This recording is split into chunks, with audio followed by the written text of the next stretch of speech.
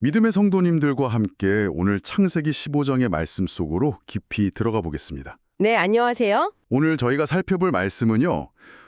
처음 읽으면 굉장히 낯설고 어쩌면 좀 기이하게 느껴질 수 있는 장면으로 가득 차 있습니다. 맞아요. 칠흑 같은 어둠 속에서 동물의 쪼개진 사체 사이로 타오르는 횃불이 지나가는 이미지. 바로 그 장면이죠.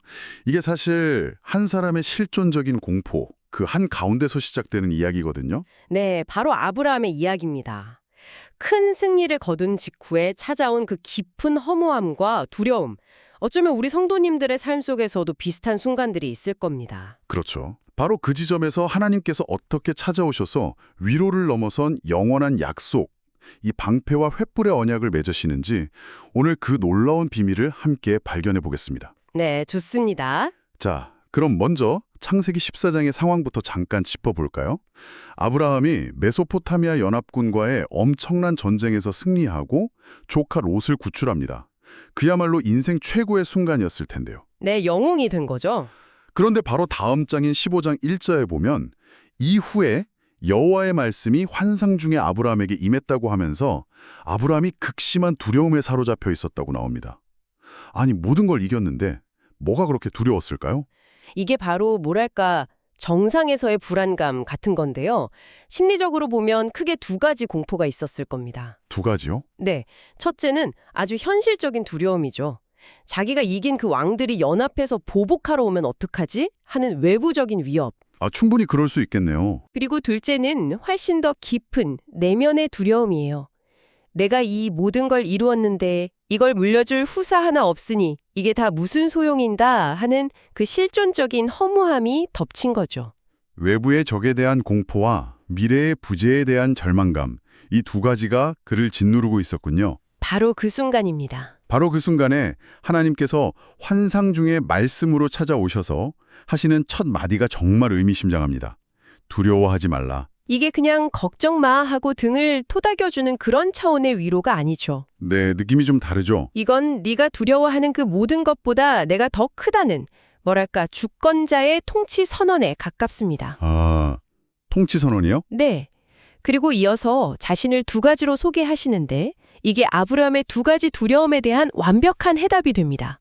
나는 내 방패요, 너의 지극히 큰 상급이니라. 와, 방패와 상급. 방패는 외부의 위협으로부터의 완벽한 보호를 약속하는 것이고 보복에 대한 두려움을 막아주는 거군요. 그렇죠.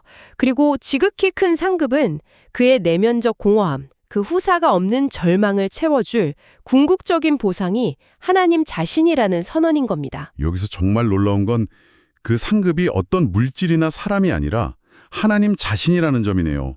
내가 너의 상급이다. 바로 그게 핵심입니다.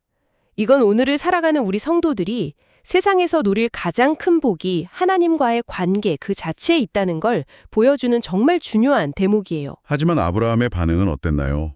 지극히 현실적이죠. 네, 아주 인간적입니다. 주 여호와여, 무엇을 제게 주시렵니까? 저는 자식이 없사오니 나의 상속자는 이 다메섹 사람 엘리에셀이니이다. 이렇게 하소연을 합니다. 그렇죠. 하나님의 약속은 너무 거대한데 당장 자기 눈앞의 현실은 텅 빈 장막뿐이었으니까요. 바로 그때 하나님께서 아주 인상적인 행동을 하시죠. 네, 그를 꾸짖는 대신에 장막 밖으로 이끌어내십니다. 그리고 밤하늘을 보게 하시죠. 하늘을 우러러 무별을 셀 수 있나 보라. 내 자손이 이와 같으리라. 이건 단순히 별을 보여주는 걸 넘어서 아브라함의 시선을 그의 유한하고 초라한 현실, 그 텅 빈 장막 안에서부터 하나님의 무한한 가능성, 그 밤하늘의 별들로 옮기게 만든 겁니다. 관점의 전환이군요. 네. 그리고 바로 이 장면에서 성경 역사상 가장 중요한 신앙 고백 중 하나가 나옵니다. 창세기 15장 6절입니다. 아브라함이 여호와를 믿으니 여호와께서 이를 그의 의로 여기시고. 이 한 문장이 신약 전체를 관통하는 핵심 교리의 시작점이 된다고요? 그렇습니다. 그야말로 신학의 지각 변동을 일으킨 문장이라고 할 수 있어요. 여기서 믿으니라고 번역된 히브리어 아마는요, 우리가 아멘 할 때 쓰는 그 단어의 어원입니다. 아멘이요? 네. 이건 그냥 동의합니다 수준의 지적 동의가 아닙니다. 이건 마치 사람이 흔들리지 않는 반석 위에 자신의 온몸을 기대두시 하나님의 신실하심에 자기 존재 전체를 완전히 내어 맡기는 태도를 의미해요. 아, 나의 행위나 노력이 아니라 오직 하나님의 약속을 붙잡는 그 태도 자체를 말하는 거군요. 맞습니다. 그런데 더 놀라운 건 그 믿음에 대한 하나님의 반응이죠. 이를 그의 의로 여기셨다. 여기셨다. 네. 신앙 용어로는 법정적 전가라고 하는데요. 말이 좀 어렵죠? 네, 조금요.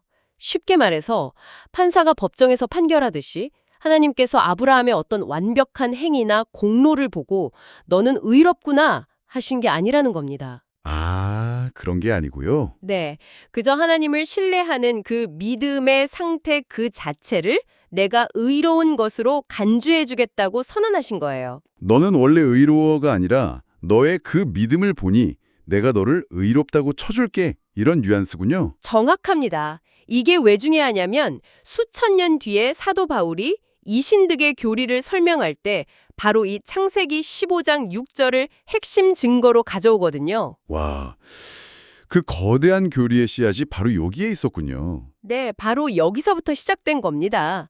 자, 이 놀라운 선언 뒤에 아브라함이 믿음의 증표를 구하죠.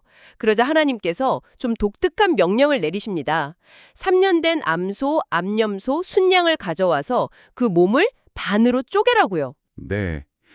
당시 고대 근동 문화에 익숙한 사람이라면 이 장면을 보자마자 아, 지금 엄청나게 중요한 계약을 맺는구나 하고 바로 알아차렸을 겁니다. 계약 의식이었군요. 네, 당시 왕들이나 국가 간에 아주 중요한 조약을 맺을 때 하던 의식인데요. 계약 당사자 양측이 그쪽엔 짐승 사이를 함께 걸어가는 겁니다. 함께 걸어간다.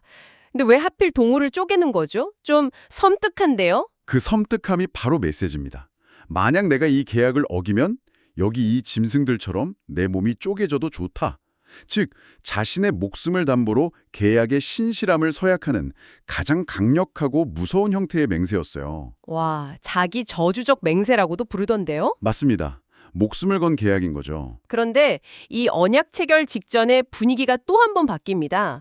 아브라함에게 깊은 잠과 함께 큰 흑암이 임했다고 해요. 이건 또 어떤 상징일까요? 이건 장차 그의 후손들이 겪고 될 역사를 미리 보여주는 일종의 예고편이었습니다. 하나님은 그 흑암 속에서 말씀하시죠.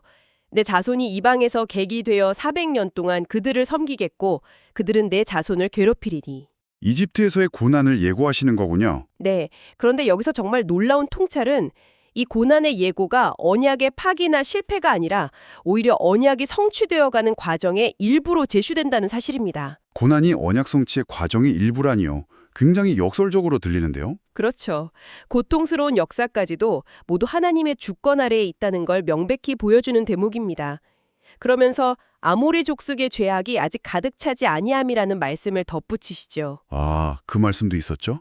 이건 훗날 있을 가나안 정복이 단순한 침략이 아니라 죄악에 대한 하나님의 공의로운 심판이라는 명분을 미리 설명해 주시는 부분이기도 합니다. 자, 이제 드디어 이 이야기의 절정입니다. 해가 져서 어두울 때 연기 나는 화로가 보이며 타는 횃불이 그쪽엔 고기 사이로 지나갑니다. 네, 드디어 언약 체결의 클라이맥스죠. 그런데 여기서 결정적인 반전이 일어납니다. 원래대로라면 계약 당사자인 하나님과 아브라함이 함께 지나가야 하잖아요. 맞습니다. 그런데 성경은 아브라함이 깊은 잠에 빠져 있었다고 기록합니다. 아브라함은 참여하지 못했군요. 네, 아무것도 하지 않았습니다. 오직 하나님을 상징하는 그 타는 횃불만이 홀로 그 쪼갠 고기 사이로 지나갑니다. 잠깐만요. 계약 당사자 중 한쪽만 지나갔다는 건 이게 어떤 의미가 있는 건가요? 모든 것을 바꿔놓는 의미가 있습니다. 이건 이 언약이 인간의 성실함에 기초한 쌍무계약이 아니라는 걸 보여주는 장엄한 그림입니다. 쌍무 계약이 아니다. 네, 오직 하나님의 일방적이고 절대적인 열심에 기초한 은혜의 언약이라는 선포입니다. 하나님께서 마치 이렇게 말씀하시는 것 같아요. 아브라함아, 너는 연약하여 이 약속을 지키지 못할 것이다. 그러니 이 언약의 모든 책임을 내가 지겠다. 와, 만약 이 약속이 깨어진다면 그 저주, 이 짐승들처럼 쪼개지는 그 저주를 내가 대신 받겠다. 그러니까 하나님께서 자신의 생명을 담보로 인간의 실패와 상관없이 이 약속을 반드시 이루시겠다고 스스로 맹세하신 거군요. 바로 그겁니다. 그래서 이 언약을 은혜의 언약이라고 부르는 겁니다. 인간의 자격이 아니라 하나님의 열심에 기초한 약속이니까요. 수천 년의 시간을 넘어 이 장엄한 횃불의 약속, 자신의 생명을 걸고 맹세하신 이 하나님의 언약은 과연 어떻게 완성되었을까요? 그 불꽃은 어디로 향했을까요? 힘있고 감동적인 어조로 이 횃불 언약은 수천 년 뒤 바로 골고다 언덕에서 우리 주 예수 그리스도를 통해 완결됩니다. 골고다 언덕에서요? 신약 성경 갈라디아서 3장 13절은 이렇게 선포합니다. 그리스도께서 우리를 위하여 저주를 받은 바 되사 율법의 저주에서 우리를 속량하셨으니 기록된 바 나무에 달린 자마다 저주 아래에 있는 자라 하였습니다. 아, 저주를 받은 바 되사. 네, 쪼갠 고기 사이를 홀로 지나가시며 내가 그 저주를 받겠다고 하셨던 하나님의 그 자기저주적 맹세는 인간이 깨뜨린 언약의 모든 대가와 저주를 당신의 아들 예수 그리스도께서 대신 짊어지심으로 성취되었습니다. 아, 쪼개진 짐승처럼 주 예수님의 몸은 십자가에서 찢기셨고 피 흘리셨습니다. 아브라함의 믿음을 의로 여기셨던 그 은혜의 법이 이제 십자가에서 죽으시고 부활하신 예수님을 믿는 모든 자에게 하나님의 의로 주어지게 된 것입니다. 와, 그렇군요. 창세기 15장의 그 횃불은 세상을 비추는 참 빛으로 오신 주 예수님의 영광을 예표합니다. 아브라함의 칠흑 같던 밤을 밝혔던 그 빛은 이제 복음의 빛이 되어 오늘 우리 안에 영원히 거하십니다. 정말 놀라운 언약의 말씀입니다. 이 말씀을 오늘 우리의 삶에 어떻게 적용할 수 있을까요? 네, 세 가지로 정리해 볼 수 있겠습니다. 첫째, 환경의 두려움을 방패되시는 하나님으로 돌파하십시오. 아브라함처럼 승리 뒤에 허무가 찾아올 때 상황이 아닌 약속의 말씀을 붙잡으라는 거군요. 그렇습니다. 시편 18편 2절을 기억하십시오. 여호와는 나의 반석이시요 나의 요새시요 나를 건지시는 이시요 나의 하나님이시요 내가 그 안에 피할 나의 바위시요 나의 방패시요 나의 구원의 뿌리시요 나의 산성이시로다. 아멘.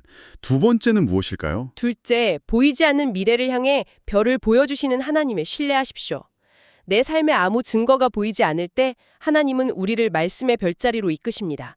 히브리서 11장 1절의 말씀처럼 믿음은 바라는 것들의 실상이요 보이지 않는 것들의 증거입니다. 그리고 마지막 세 번째는요. 마지막으로 하나님의 일방적인 열심 안에서 참된 안식을 누리십시오.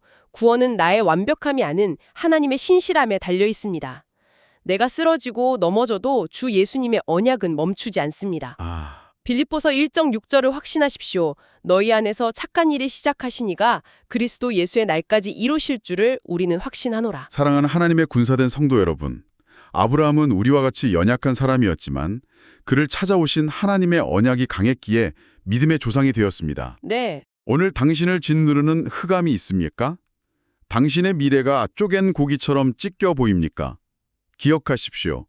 그 어둠을 깨고 타오르는 횃불로 지나가신 분이 당신의 대장 되신 주 예수 그리스도이십니다. 당신이 깊은 잠에 빠져 아무것도 할 수 없을 때조차 주 예수님은 십자가 보혈로 당신의 생명을 지키시고 언약을 인치셨습니다. 아멘. 이제 두려움을 떨치고 일어나십시오. 만군의 여호와가 당신의 방패이시며 주 예수 그리스도께서 당신의 영원한 승리이십니다. 그 횃불의 불꽃을 가슴에 품고 이 시대의 진정한 하나님의 군사로 담대히 전진하시기를 주 예수님의 이름으로 간절히 축복합니다.